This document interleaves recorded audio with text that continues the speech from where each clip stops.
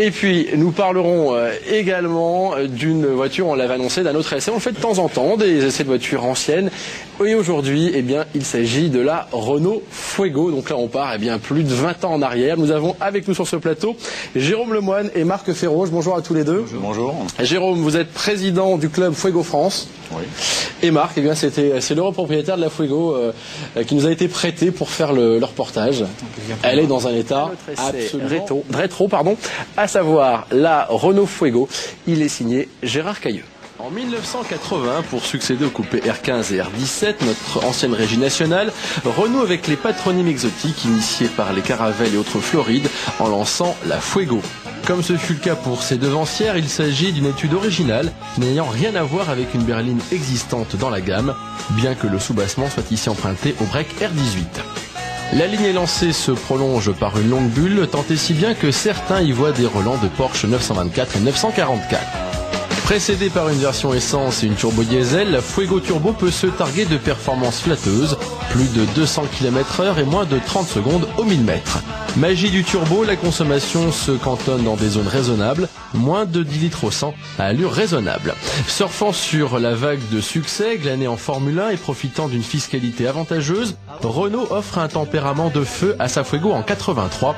Les logos turbo fleurissent partout sur la carrosserie et pas toujours discrètement. Les jantes en alliage BBS font partie de la dotation de série. Elles abritent même 4 freins à disque.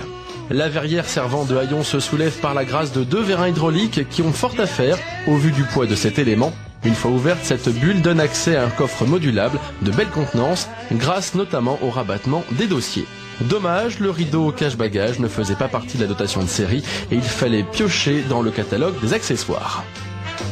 La planche de bord abrite sous une casquette les éléments nécessaires à la surveillance de la mécanique, compteur, compte-tours, pression d'huile et de suralimentation. Même le petit ordinateur de voyage est de série. Le réglage en hauteur du volant et la bonne ergonomie des sièges permet de trouver une position de conduite efficace et confortable. À l'arrière, l'espace aux genoux se montre suffisant, mais la garde au toit n'est pas trop généreuse avec les grands gabarits. Hérité de la R12 Gordini, mais doté de pistons spécifiques, le 4 cylindres à simple carburateur soufflé par un turbo Garrett T3 développe 132 chevaux et délivre un couple de plus de 20 mètres kg à partir de 3000 tours minute. L'échangeur RR situé dans la calandre est quant à lui refroidi par un ventilateur.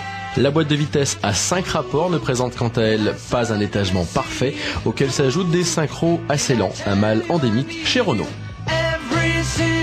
La tenue de route et le freinage permettent de bien exploiter le couple du moteur à condition d'attendre que les roues avant soient bien droites avant de laisser parler la puissance. La direction parfaitement assistée et bien démultipliée se montre d'une aide précieuse en cas de débordement d'enthousiasme. L'effet du turbo se ressent surtout passé le cap des 3000 tours alors que la poussée devient franche quelques instants plus tard. Si les rapports de boîte un peu longs handicapent les reprises à grande vitesse, on peut économiser l'énergie à condition de ne pas avoir le pied trop lourd. Vendue 89 500 francs à son lancement en 1983, elle passera à 95 000 francs en fin de carrière en juin 85, rendant la lutte difficile face aux Alfa Romeo GTV, Audi Coupé et autres Volkswagen Sirocco GTI. Et de retour sur de cette Fuego les plus, équipement de série pour l'époque, performance, 4 vraies places et les moins, le prix était assez élevé, un look discutable et des problèmes de moteur.